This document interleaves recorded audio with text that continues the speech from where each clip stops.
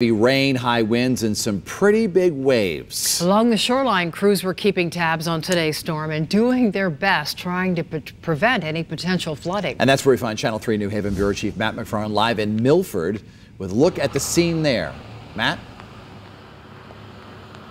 Well, Dennis and Denise, the coastal flood threat is over here as now we head towards low tide. In fact, just within the past 15 minutes, water that was over the road here on Bayshore Drive has gone down, though. For cities and towns, though, sometimes it feels like they're fighting an uphill battle when you're dealing with rain storage. Just so much rain in such a short period of time. For folks who live down here, they're used to it, but still seeing it can be pretty dramatic.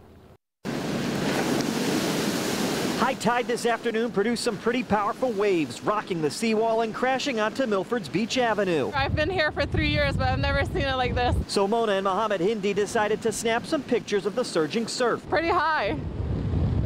Yeah, it's impressive. And it wasn't just along the shore. Inland, Milford Public Works crews had to block off Kindle Drive as the Tumble Brook looked more like a raging river, spilling over its banks and into backyards.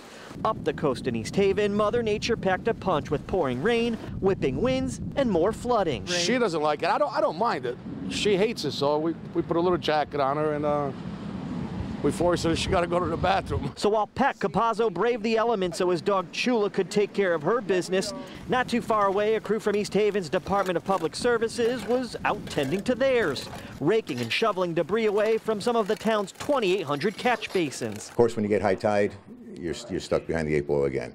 It's going to come in. It doesn't matter what you've done. It's going to come back up through the catch basins, especially in the Cozy Beach area. And while the storm and the surf made for a wet and miserable day for many, others couldn't get enough of what Mother Nature had in store. I just came from Florida and I love it.